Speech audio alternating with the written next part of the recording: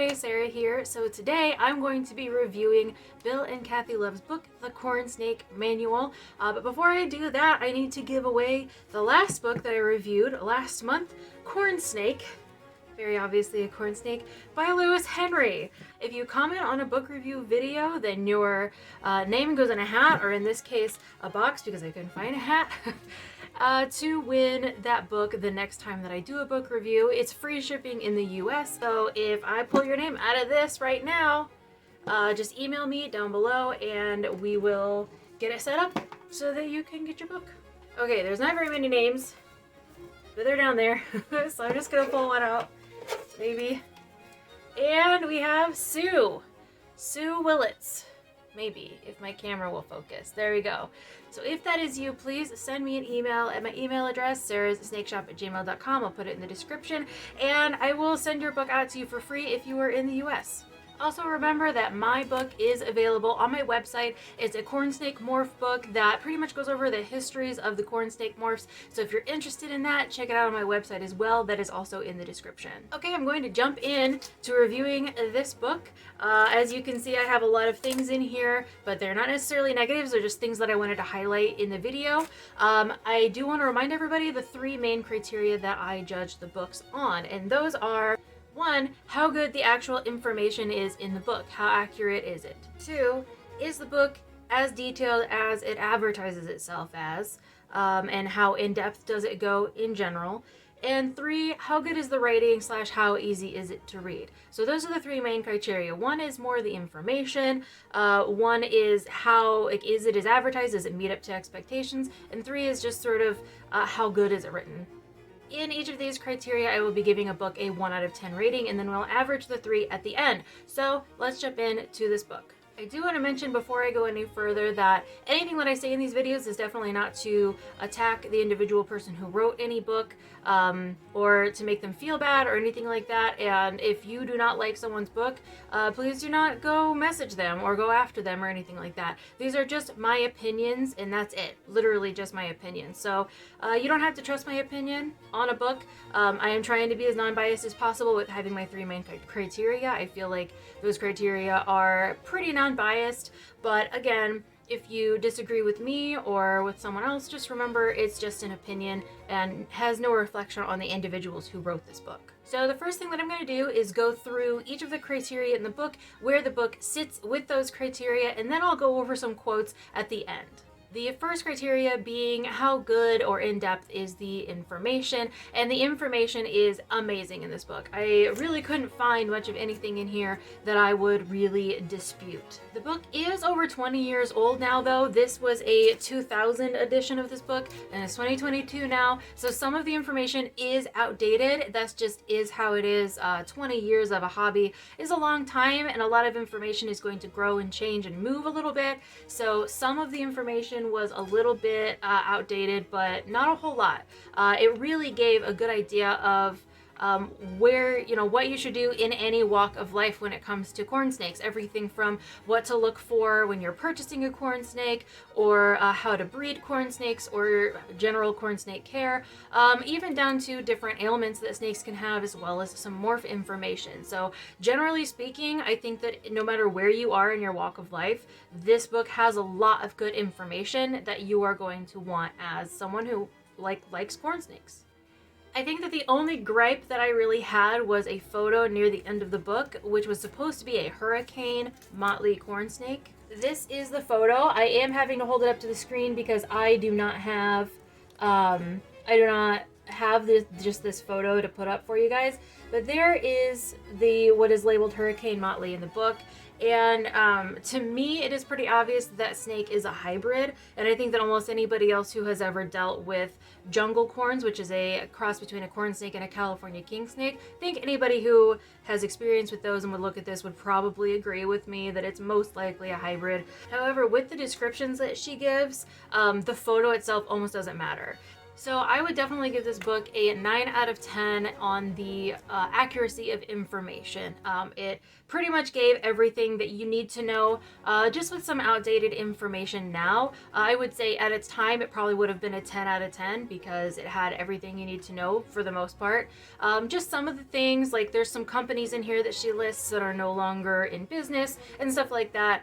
So given that, as well as the incorrect photo in the back, I'm going to give it a 9 out of 10. It's still amazing. Like, you're pretty much not going to go wrong if you read this. You'll just have to look up and see if some of the companies are still in business and things like that. The second category is how in-depth does the book get, and is it as advertised? That's kind of like two things in one there, I know. And I honestly think that this book exceeds expectations. If you look at this little book, you would not think that it would have pretty much all the information that you needed to know about corn snakes. And of course, there's probably still some things that could be added, which is why they did rewrite a longer, more detailed book later on. But overall, I think that this book really goes into great detail and great depth. I think that the only thing about it that kind of, again, irked me a little bit was it does say, you know, like colored photos, and there are a lot of colored photos in here, but there were some photos that I consider to be a little bit more crucial that maybe should have had color, but were not colored. And that's just a small thing, but especially there was one photo specifically where they were showing infertile eggs next to fertile eggs, and if that photo had not been black and white, it would have been easier to see that the infertile eggs were more yellowed, whereas the fertile eggs are going to be like a pearly white. And that's, maybe it's a small thing, and this is not, of course, advertising to be like itself to be the complete guide for everything. So again, it does exceed expectations. There's just a couple things here and there, could have been in more depth, but overall I thought that the ease of reading it was really great, and I thought that it went into a lot of detail on all of the topics that it hit. More detail than you would get just looking at a random corn snake guide on the internet, for sure. I'm going to go with 9 out of 10 on those details as well. I know that it could be 10 out of 10, but again, they did rewrite a more detailed book later on, which means even they thought that this needed some improvement, so 9 out of 10 on the details. The last category is how easy is it to read and or understand as an English speaker, and I would say it did a really good job of this. All of the categories were very obvious. I thought that the font was a pretty good size, and it had page numbers that actually matched the pages, which is more than we could say about the last book that we went over. There you go, Sue. You're getting high quality book there, although you knew what you were getting into. But I really did feel like this book had a lot of places that made it easy to read, especially when there were double-spaced paragraphs and stuff like that. If you are anything like me and, you know, you're kind of a busybody, and when you're reading, sometimes you want to just be able to put a book down and then come back and pick it back up and know exactly where you were on the page. This book makes it really easy to do that. You don't have to fold down any corners or anything like that. It's small enough that it's really easy to skim through pages, but there's enough information in it that there's just so much detail. Like, I really think 10 out of 10 for the ease of reading. I really think that they did a really, really good job on that part. So overall, this book gets a 9.3, which we are going to average out to a 9 out of 10, and I highly, highly recommend this book. I know that anybody who watched my last video, I already kind of gave the spoiler of yes, I highly recommend it, but I do genuinely think that this book should be a staple in any corn snake owner's book collection. I think that it has everything that you really need. Like I said, minus a few minor outdated details here and there, it's honestly one of the best. And when it says number one, I feel like this is the book that pet stores should still be selling for corn snakes, even if they aren't right now. That is my opinion. This book, regardless, great book for any corn snake owner to have in their collection. Now I'm going to go over some of the quotes from the book that I really liked and just some other things that I highlighted.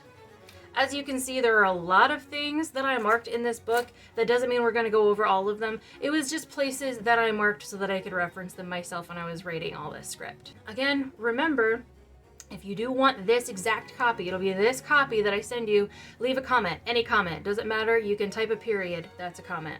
I just want to go over a few notes that I had in the book and also some quotes. So in the very beginning in the introduction, I think she does a great job of I keep saying she, I believe that Kathy really headed up this project, but I'll try to refer to both of them as like they from here on in the book. Sorry about that. They do pinpoint the audience that they are targeting for the book, and pretty much their target audience is anybody who owns corn snakes, pretty much at any level of knowledge about corn snakes, and I think they really did a good job of that. They also put a lot of technical terms in, but not too many, and I think that that was a really good idea, was to sort of give enough of the technical terms to help people learn, but not so many that they're going to be overwhelmed. One thing that I really liked in this book was on page 9, where she talks about how it might not be the best idea for beginner keepers to buy baby snakes. And that is something that's difficult for a lot of breeders and sellers to say to their customers. It's like, hey, a newborn hatchling baby snake may not be the best option for you if you've never raised a baby before. And I really love that they highlighted it in this book. Another thing that I really liked was she highlighted that everybody should check their local laws when it comes to corn snakes. Laws are constantly changing, and of course more and more laws are usually going in all the time, and especially when it comes to snakes, so make sure you know your laws. I've had a couple of people from states that were not allowed to own corn snakes try to buy corn snakes from me, and I had to tell them, you know, you might need a license in your state, or it might not be legal to own them at all, just to make sure to check your local laws. Like, I think that's really great advice. Like, I really, like I said, have a lot of like respect for them and this book as well. One thing that I wanted to mention that I actually learned in this book was when you're doing naturalistic enclosures, you can use pothos plants. Pothos plants are the only plants that I have not killed yet.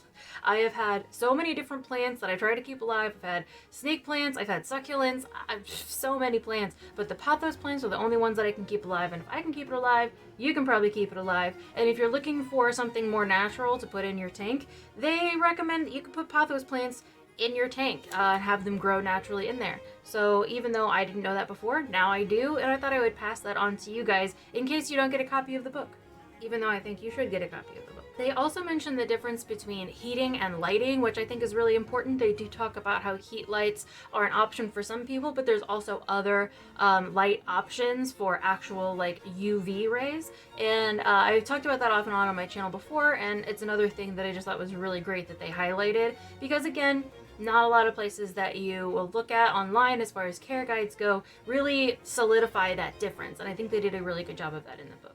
Another thing that I learned that I thought was really cool is that some newborn baby corn snakes would eat frogs. I believe here they specifically say tree frogs, and that's not something that I knew before.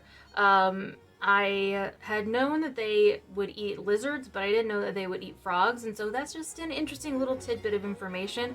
It's kind of in one of those, like, maybe don't feed them that all the time, but if that is a natural prey for them, it's really not a big deal if you do feed it to them. Just make sure that whatever you're getting from a source that's not going to have parasites or anything like that to pass on to your snake. One of the places in this book that they're talking about a company that is no longer available is the snake steak sausages by T-Rex. I was not around when those began, but I still use Reptilinks to this day. I don't think that the snake steak sausages are still available out there, but Reptilinks are, and I do have a code. I believe it's for $5 off if you put in SSS27 at checkout, so that helps you, that helps me, and it's just a little thing. If you want to try Reptilinks, that's an option. And again, I really only mention it because they did mention the former snake steak sausages in this book, and I believe that Reptilinks is actually a higher quality and more like what a corn snake would eat, because the snake steak sausages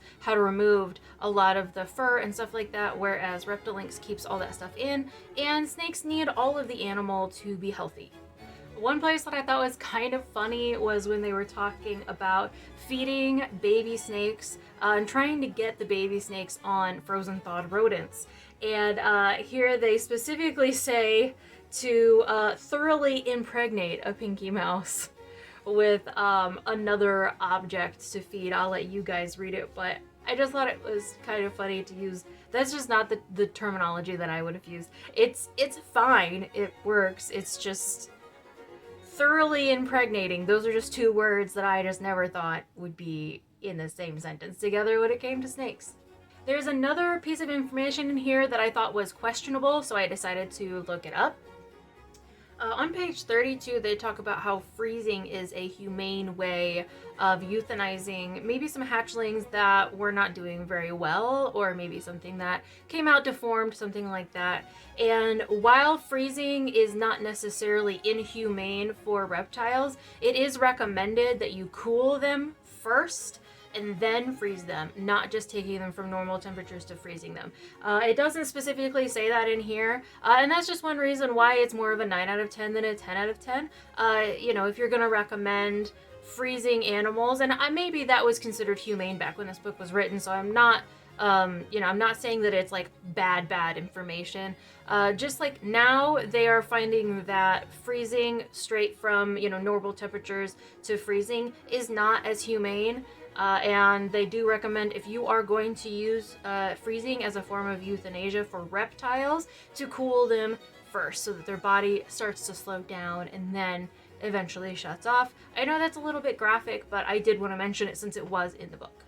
I know that I have so many glowing reviews about different parts of this book, and this is just one more example.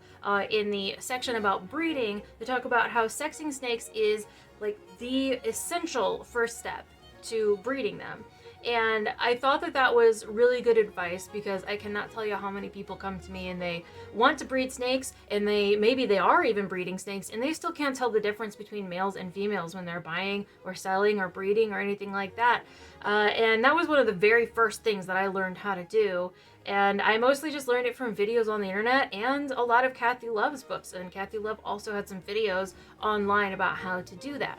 So if you're thinking about breeding snakes, just learn how to sex them first. And I know that that seems like maybe an unnecessary first step, but it is a very important one for the longevity of like breeding overall. It's also really important if you plan to cohabitate your snakes. Not that I recommend cohabitating your snakes, but I know that it happens. And if you cohabitate a male and a female together by accident, especially if it's too young, it can be detrimental to your female if she gets pregnant too early. And there are lots of ways that you can do it without being too intrusive or harmful in any way. I will actually link down below a place where you can send the shed skin of your snake, and for I think under $20, they will sex it for you with the shed.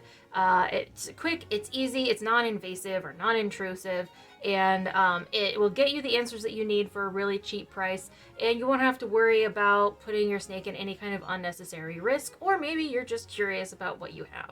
That's pretty much all I have to say about this book. I have a lot of different tabs in here, just different things that I marked up or highlighted or put hearts next to or check marks to, and that doesn't necessarily mean that I'm going to read it here. If you are interested in getting this exact book, just comment, like I said, anything down below. You can just comment the word anything, whatever you want, or comment like what Morph Deep Dive you would like to see next week. I am doing redos of Morph Deep Dives the second week of the month, at least for now, and the redos that I'm considering doing next week are either the AML types video, the normal types video, or the hypo types video. So let me know which of those three you would like redone, and then I will do that for you. I have snakes coming out of brumation now, so I'm going to have a video up about that later on this month, and then I'll have another Morph Deep Dive that's brand new for you at the end of the month as well.